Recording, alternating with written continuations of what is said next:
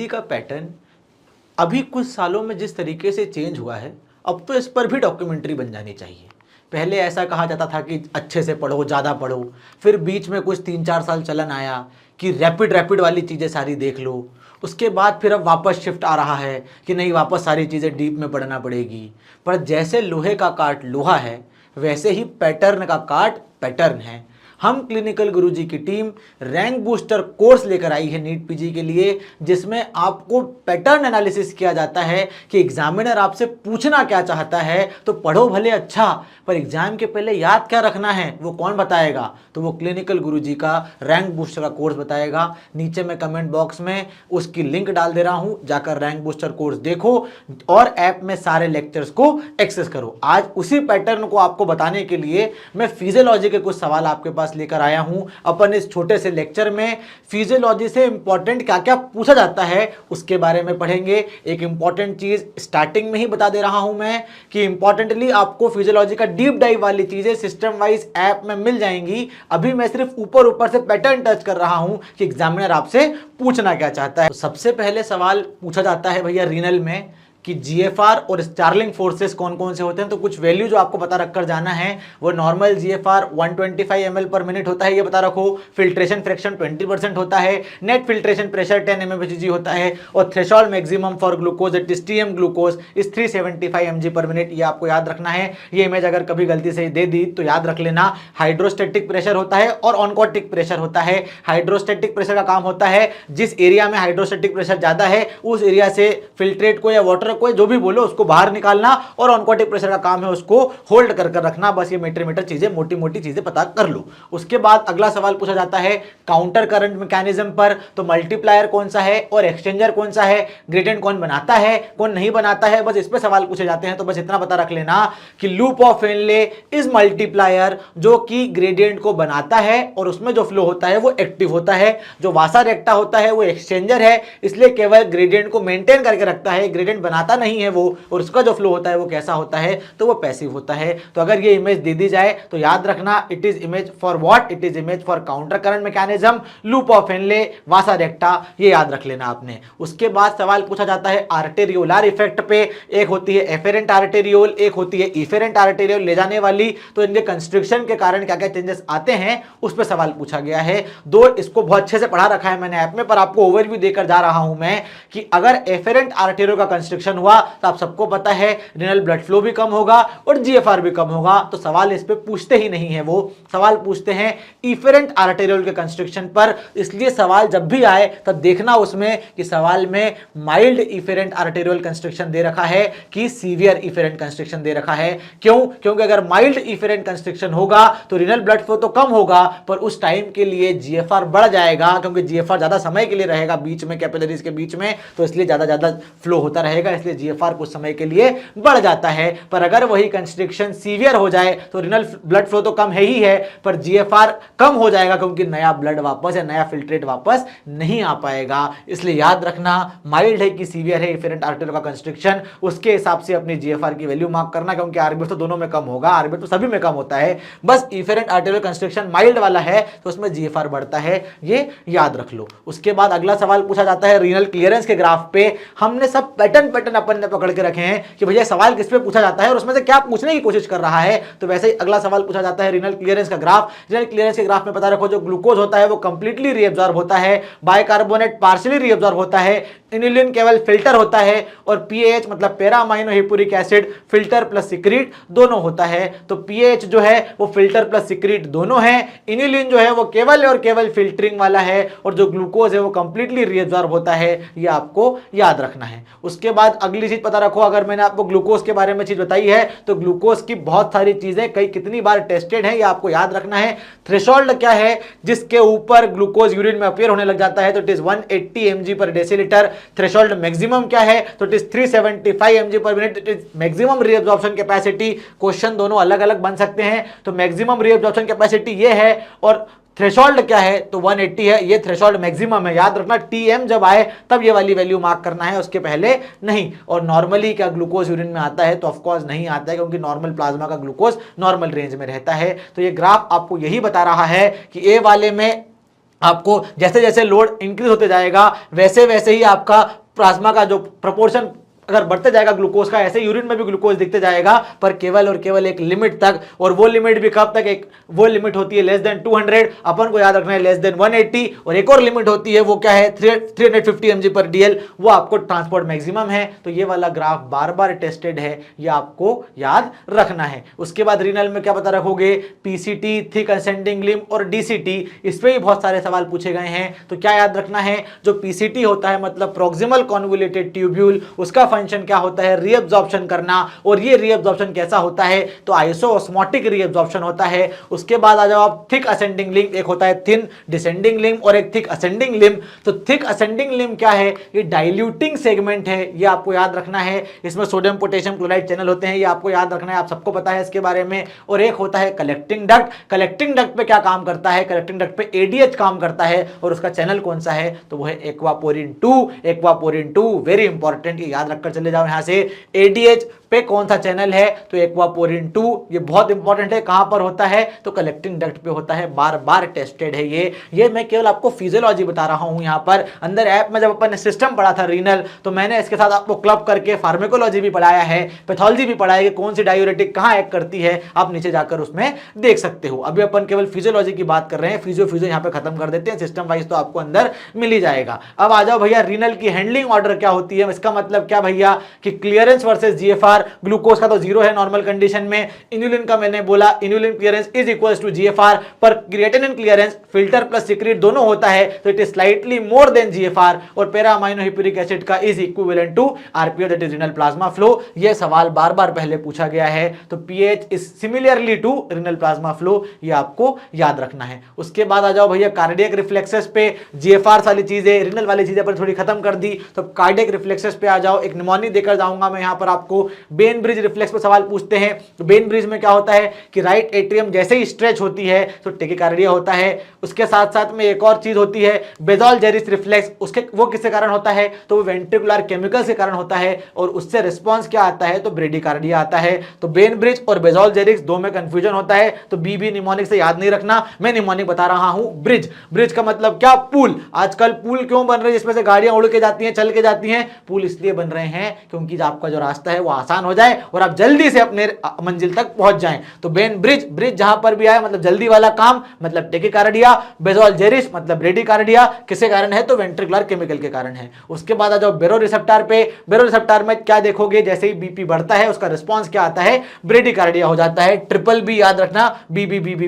बेरो रिसेप्टर में BP detect किया, बीपी अगर ज्यादा है तो ब्रेडिकार्डिया हो जाता है। ऐसे ही सीसी याद रखना, इसमें कशिंग्स रिफ्लेक्स में जैसे ही इंट्राक्रैनियल प्रेशर बढ़ता है तो हाइपरटेंशन होता है, और फिर अल्टीमेटली क्या हो जाता है, तो ब्रेडिकार्डिया हो जाता है। इसको कैसे याद रखोगे, CC20 किस में इस्तेमाल करते हो, तो हाइपरटेंशन में इस्तेमाल करते हो। तो C is for Cushing's, again C is for increase intracranial pressure, hypertension, और B मतलब CC20 वाला B तो ब्रेडिकार्डिया। इस निमोनिक से आप CC20 करके याद कर सकते हो, जो किस में इस्तेमाल करते हैं, हाइपरटेंशन में इस्तेमाल करते हैं। उसके बाद अगला कार्डियक से सवाल पूछा जाता है विंड केसल इफेक्ट से। विंड केसल इफेक्ट का मतलब क्या होता है कि कुछ इलास्टिक आर्टरीज रहती हैं, वो सिस्टोल के टाइम पे डायलेट कर जाती हैं और डायस्टोल के टाइम पे कंस्ट्रिक्ट करके आगे ब्लड को प्रॉपर प्रपोल करती है, प्रपल्स करती हैं। तो ऐसी कौन कौन सी आर्टरी जिसमें विंड केसल इफेक्ट दिखता है, पहले इस पे सवाल पूछा जाता था, वो है एओर्टा और कैरोटिड आर्टरी। किसमें नहीं दिखता है, ये दो सवाल बहुत बार पूछे गए हैं। रेडियल आर्टरी में ऑफकोर्स नहीं दिखेगा, और मस्कुलर आर्टरी में भी ऑफकोर्स आपको विंड केसल का इफेक्ट नहीं देखने मिलता है। उसके बाद अगले सवाल पूछे जाते हैं एक्शन पोटेंशियल पे। एक्शन पोटेंशियल पे भी आयंस के ऊपर सवाल पूछते हैं, कौन से आयन से डीपोलराइजेशन होता है, कौन से आयन से रीपोलराइजेशन होता है, ये आपको याद रखना है। तो रेस्टिंग फेज में इंपॉर्टेंटली याद रखो, रेस्टिंग फेज में क्या होता है, तो पोटेशियम लीक होता है। उसके बाद डीपोलराइजेशन क्यों होता है, तो डीपोलराइजेशन सोडियम के इन्फ्लक्स के कारण होता है, रीपोलराइजेशन पोटेशियम के इन्फ्लक्स के कारण होता है। पर ऐसे नोड में याद रखना, ऐसे नोड में phase 0 is due to calcium influx. This is important, पहले सवाल बार बार पूछा गया है। तो नॉर्मली एक्शन पोटेंशियल अगर आप बात करें तो depolarisation is due to sodium ions, repolarisation is due to potassium ions, ये आप सबको पता है। उसके बाद अगर वेंट्रिकुलर एक्शन पोटेंशियल की बात करूं तो वेंट्रिकुलर एक्शन पोटेंशियल में अलग अलग इफेक्ट होते हैं, फेज 1, फेज 2, फेज 3। फेज 1 में क्या होता है, जो आपका सोडियम चैनल होता है वो क्लोज हो जाता है और पोटेशियम चैनल ओपन होने लगता है, इसलिए रिपोलराइजेशन चालू होने लग जाता है। पर फेज 2 इसमें एक नया आता है, नया आने से कारण क्या होता है, फेज 2 में आपका पोटेशियम चैनल तो खुला हुआ है पर इस केस में कैल्शियम चैनल खुल जाते हैं, तो दोनों एक दूसरे को अपोज करने लगते हैं, इसलिए आपको ये प्लेटू देखने मिलेगा। पर फेज 3 में अगेन वो कैल्शियम चैनल बंद हो जाएंगे और पोटेशियम चैनल फिर से खुले ही रहेंगे, तो फिर से रिपोलराइजेशन होने लगता है। तो ये फेज 2 जो इंपॉर्टेंटली है, इस पर सवाल पूछा गया है, that two important for ventricular only, ventricles only. Cardiac में याद रखना वेंट्रिकल्स में फेज 2 आता है, जिसमें क्या होता है, वोल्टेज गेटेड कैल्शियम चैनल्स खुल जाते हैं, जिसके कारण से आपको प्लेटू देखने मिलता है, तो ये आपको याद रखना है। उसके बाद ऐसे नोड का एक्शन पोटेंशियल मैंने आपको बता ही दिया है, इंपॉर्टेंट क्या याद रखोगे, फेज 0 में क्या इंपॉर्टेंट याद रखना है, फेज 0 इज बाय कैल्शियम, ये आपको बार बार टेस्टेड है, बार बार पूछा भी गया है। उसके बाद आ जाओ रिफ्रैक्टरी पीरियड पे, absolute refractory period, relative refractory period आप सबको पता है क्या होता है, पर वो सवाल आपसे पूछना चाहते हैं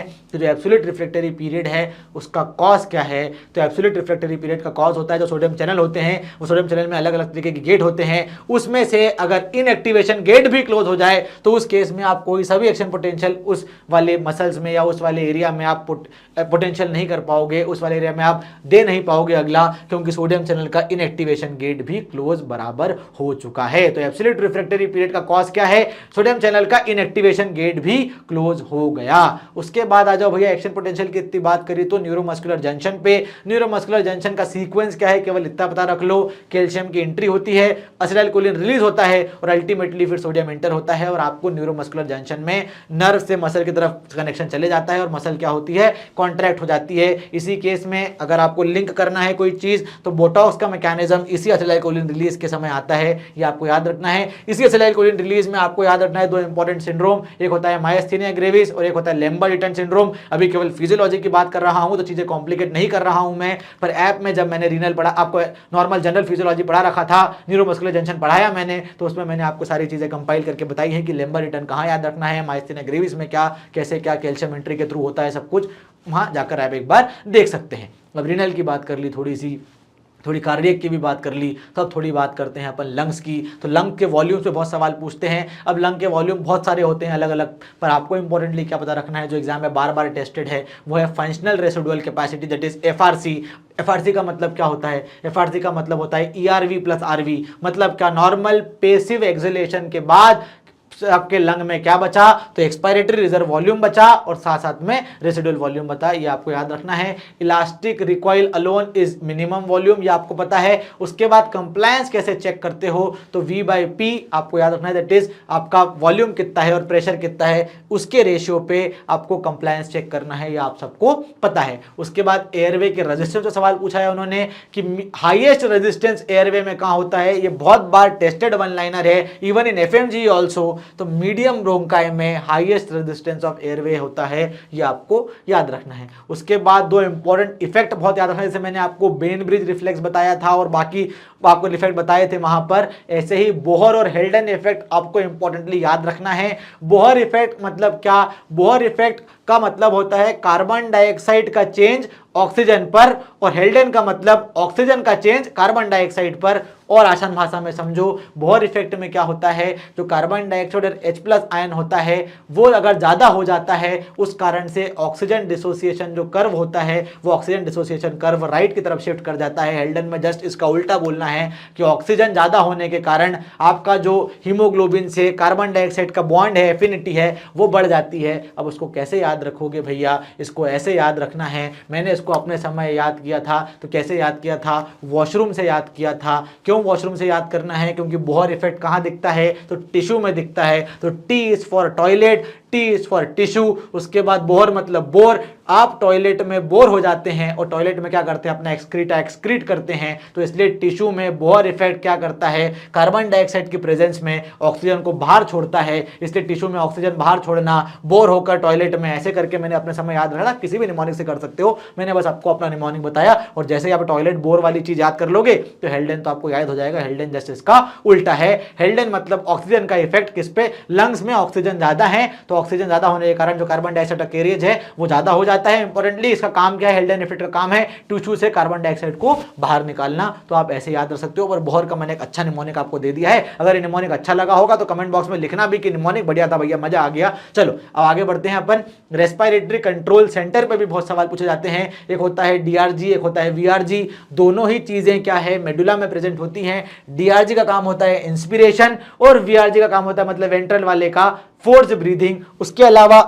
दो इंपॉर्टेंट चीज होती है पॉन्स में, एक होता है न्यूमोटैक्सिक सेंटर और एक होता है एपनियोस्टिक सेंटर। न्यूमोटैक्सिक आपका काम होता है सेंटर का इंस्पिरेशन को लिमिट करना और एपनियोस्टिक का काम होता है इंस्पिरेशन को प्रोलॉन्ग करना। यही नीट पीजी में बार बार टेस्टेड है, दो आईएनआई सेट में टेस्टेड है कि कौन से लेवल पे क्या कट लग जाए तो तब क्या करना है। मैंने यहाँ पे इसलिए इनकॉर्पोरेट नहीं किया क्योंकि मैं आपको ओवरव्यू दे रहा हूँ। आपको ऐप में जब रेस्पिरेटरी खोल के देखेंगे वहाँ के फिजियोलॉजी वाले लेक्चर में आपको ये भी पता चल जाएगा कि न्यूमोटैक्सिक सेंटर पे अगर आपको प्रॉब्लम हुआ तो ब्रीदिंग कैसी होगी और अगर ऐसी ब्रीदिंग है तो लीजन कहाँ पर है। ये दो नीट पीजी में इतने टेस्टेड नहीं है, आईएनआई सेट में ज्यादा पूछे जाते हैं सवाल। अब आ जाओ वापस इस पे वेंटिलेशन परफ्यूजन के एक्सट्रीम्स पे बहुत सवाल पूछे जाते हैं। तो अगर ventilation perfusion ratio dead space के बारे में पूछा जा रहा है तो वहां पर वो रेशियो होता है इन्फिनिटी, और अगर शंट के पर्सपेक्टिव में पूछा जा रहा है तो वहां वो रेशियो होता है 0। इसको समझ के चले जाओ। वेंटिलेशन परफ्यूजन मतलब क्या, अगर वेंटिलेशन परफ्यूजन में आपका जो परफ्यूजन है वो वेस्ट जा रहा है, कोई वेंटिलेशन नहीं है। और वेंटिलेशन क्यों नहीं है, क्योंकि आपके एयरवे में ऑब्स्ट्रक्शन है, जैसे निमोनिया हो गया, सीओपीडी हो गया, तो आपका जो परफ्यूजन है वो वेस्ट हो गया, इसलिए आपको रेशियो क्या मिलेगा, 0 मिलेगा। पर जस्ट उल्टा आप डेड स्पेस मान के जाओ कि जहां पर परफ्यूजन नहीं है और वेंटिलेशन बराबर है, that is ventilation without perfusion, तो वहां पर आपको वेंटिलेशन रेशियो कैसा मिलेगा, इंफिनिटी वाला मिलेगा। ये आपको याद रखना है। और परफ्यूजन किस केस में नहीं होता है, खून कब नहीं जाएगा, जब क्या होगा, या तो कार्डियोजेनिक शॉक हो या तो पल्मोनरी एम्बोलिज्म हो। ये दो इंपॉर्टेंट चीजों को याद रखना इतना मुश्किल नहीं है। उसके बाद सवाल पूछा जाता है जोन्स ऑफ लंग्स पे। जोन्स ऑफ लंग्स पे 1 2 3। अब 1 2 3 में मेजरली सवाल उन्होंने हर बार सेकंड पे पूछा, पर याद रखना 3 तरीके के प्रेशर होते हैं। एक होता है एल्वियोलार प्रेशर, एक होता है पल्मोनरी आर्टरी प्रेशर और एक होता है पल्मोनरी वेन प्रेशर।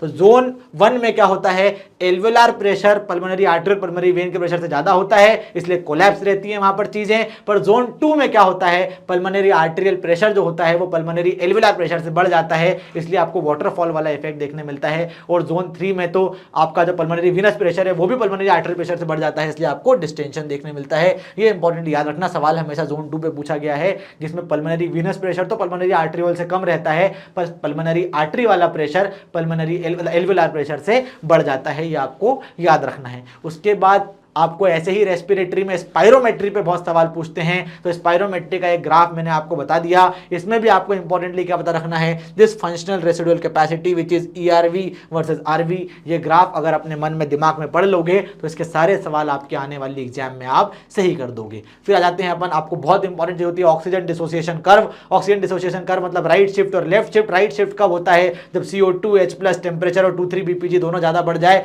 तब ऑक्सीजन डिसोसिएशन कर्व बढ़ जाता है, मतलब हीमोग्लोबिन की ऑक्सीजन के साथ में बांधने वाली एफिनिटी कम हो जाए। और लेफ्ट शिफ्ट मतलब कब, जब हीमोग्लोबिन और ऑक्सीजन दोनों एक दूसरे को छोड़े ना, दोनों के साथ एक साथ जुड़ जाएं, तो वो कब होता है, HbF वाले केस में, CO वाले केस में, 2,3 BPG जब कम हो तब। तो आपको ये याद रखना है राइट शिफ्ट किसके कारण होता है, लेफ्ट शिफ्ट किसके कारण होता है।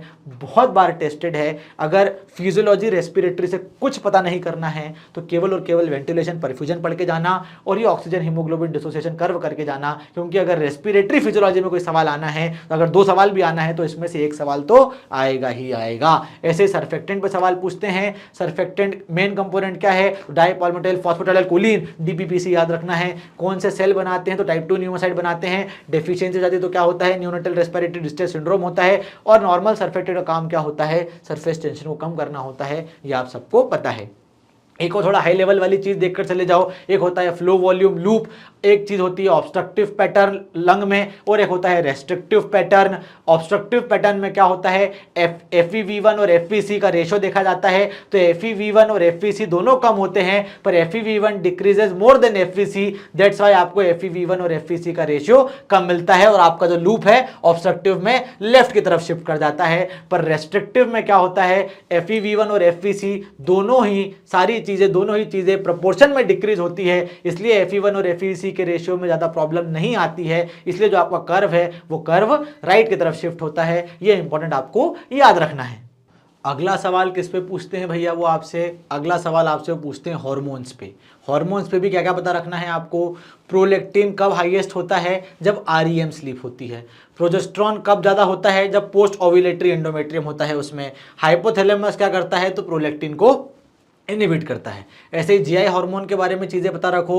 गैस्ट्रिन क्या करता है, तो एसिड को बढ़ाता है। सीसीके का काम क्या है, सीसीके का काम होता है भैया आपको कॉन्ट्रैक्ट करना, तो पेनक्रियाटिक एंजाइम ज़्यादा निकालता है ये। सिक्रीटिन का काम क्या होता है, सिक्रीट करना। क्या सिक्रीट करना, तो SCO3 सिक्रीट करना। और जीआईपी में नाम में ही आई है, तो ये क्या निकालता है, इंसुलिन निकालता है। सवाल मेजरली इस पर ही पूछा जाता है, पर जब पढ़ने वाली चीज़ आती है तब पढ़ने वाली चीज़ में आपको ये भी पता रखना होता है गैस्ट्रिन जी सेल से निकलता है, सीसीके कहाँ से निकलता है, जीआईपी कहाँ से निकलता है। ये बस बार बार टेस्टेड नहीं है, पूछा नहीं गया, इसलिए मैंने इस लेक्चर में कवर नहीं किया है। ऐप में आपको बार बार मिल जाएंगे। मैं ऐप का बार बार इसलिए बोल रहा हूं क्योंकि आपको वहां जाकर डीप डाइव वाली चीजें भी मिल जाएंगी। आपको ऐसी चीजें, अगर आपको अपना स्कोर और ज्यादा बूस्ट करना है तो आप वहां से भी बूस्ट कर सकते हो, पर अगर मोटा मोटा आपको सीवियर बूस्ट चाहिए तो आप ये भी आप एग्जाम के पहले देख सकते हो। उसके बाद क्या पता रखना है भैया, मोस्ट कॉमन न्यूमेरिकल्स पे क्या क्या सवाल पूछते हैं वो भैया, तो जीएफआर पता रखो 125, फिल्ट्रेशन फ्रैक्शन 20, वीओआर गेन एक सवाल पूछा गया था तो 1 का होता है। और नॉर्मल कंप्लायंस का एग्जांपल क्या है, तो 125 ml पर सेंटीमीटर ऑफ H2O। इस बार पहले एक बार सवाल पूछा था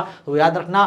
फ्रैंक स्टार्लिंग लॉ कार्डियक में क्या होता है भैया, अगर प्रीलोड होता है, प्रीलोड अगर बढ़ता है तो स्ट्रोक वॉल्यूम भी बढ़ता है, और अगर वीनस रिटर्न बढ़ता है तो कार्डियक आउटपुट बढ़ता है। आप सबको ये पता है। उसके बाद प्रेशर वॉल्यूम लूप के चेंजेस आपको याद रखना है, फ्रैंक स्टार्लिंग लॉ के कारण ही होता है ऐसा। अगर प्रीलोड बढ़ा तो आपका प्रेशर वॉल्यूम लूप जो होता है वो राइट साइड में शिफ्ट हो जाता है और बड़ा हो जाता है, पर अगर आफ्टर लोड बढ़ता है तो आपका जो प्रेशर वॉल्यूम लूप है वो नैरो हो जाता है और टॉल हो जाता है। पर अगर कॉन्ट्रैक्टिलिटी बढ़ती है तो आपका जो लूप है वो किस तरफ शिफ्ट करता है, तो लेफ्ट शिफ्ट करता है।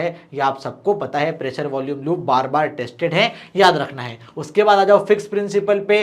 फिक्स प्रिंसिपल क्या बोलता है, flow is equals to oxygen consumption divided by arteriovenous oxygen difference. ये एक बार आपसे पूछा गया था INI सेट में, इसलिए मैंने इनकॉर्पोरेट कर दिया कि नीट पीजी में भी पूछ ले। फिक्स प्रिंसिपल नीट में क्या पूछा गया था, it is used for what, it is used for cardiac output and it is also used for pulmonary blood flow, जो आपको याद रखना है। फिर एक इक्वेशन जो आपको रट के जाना पड़ेगी वो है हेंडरसन हेजलबैक इक्वेशन। ये pH is equals to 6.1 plus log SCO3 divided by 0.03 into PCO2। इसका कोई निमोनिक नहीं है, कुछ नहीं करना है, बस इसको आपको ऐसे ही याद करके जाना है। ये बार बार पूछी जाती है, 2-3 बार पूछी गई है, पता नहीं क्यों पूछ रहे हैं, बस पूछ रहे हैं तो आपको याद करके जाना है। फिर इंपॉर्टेंटली अगली चीज पता रखोगे आप, सेरेब्रल ब्लड फ्लो का कंट्रोल कैसे होता है।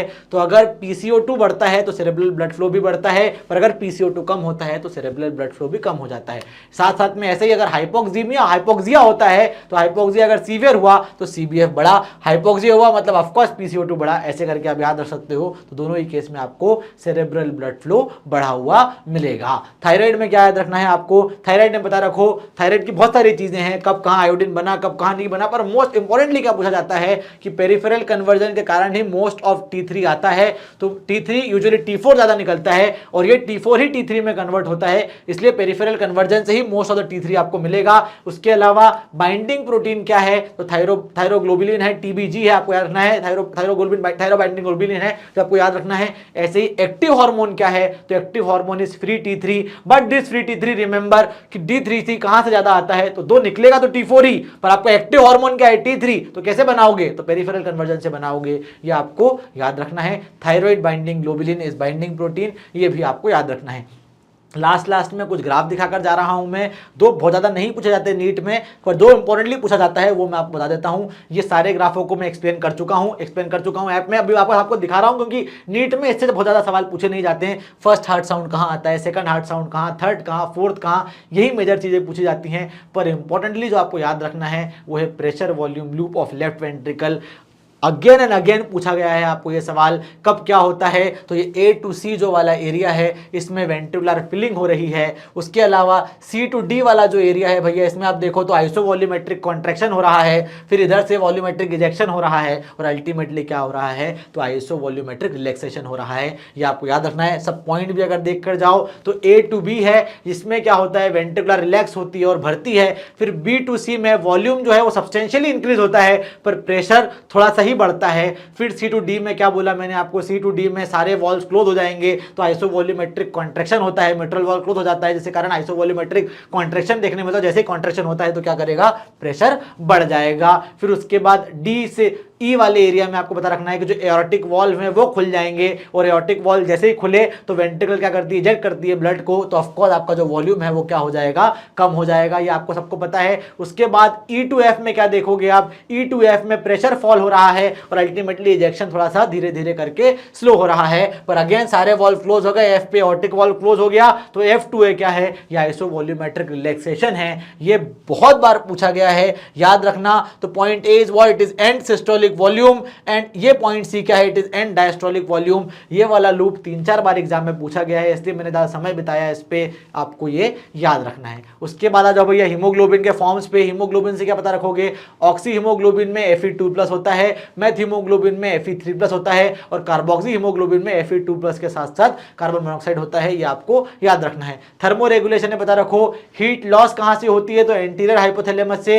हीट गेन कहां से होती है, तो पोस्टीरियर हाइपोथैलेमस से। बार बार पूछा गया है ये, तो ये भी याद रखो। उसके बाद एसिड बेस के कंपनसेशन में, मेडिसिन में आपने बहुत अच्छे से पढ़ा है, मैंने पढ़ाया भी है, बस फिजियोलॉजी से इतना पता रखना कि बफर जो होता है वो सेकंड्स में अपना इफेक्ट शो करता है, रेस्पिरेटरी वाली चीज मिनट्स में अपना इफेक्ट शो करती है, पर जो रीनल कंपनसेशन होता है वो आवर्स टू डेज लगते हैं उसको अपना कंपनसेशन शो करने में। ये आपको चीजें याद रखना है। 2 फिजियोलॉजी मैंने बहुत छोटे तरीके से आपको बताया, पर ये इंपॉर्टेंट चीजें अगर आप एग्जाम के पहले जाकर देख लोगे तो अपना स्कोर अच्छे से बूस्ट कर पाओगे। पर यही चीजों को मैंने बहुत अच्छे से कुछ डीपली एक्सप्लेन करके ऐप में समझाया है। अगेन आप रैंक बूस्टर का लिंक मैं नीचे दे रहा हूं, जाकर देख सकते हो। और कमेंट बॉक्स में लिखकर बताना अगर ऐसे ही आपको नीट पीजी के फ्री लेक्चर्स चाहिए हो तो मोर लेक्चर्स कमेंट बॉक्स में लिखकर बताइएगा।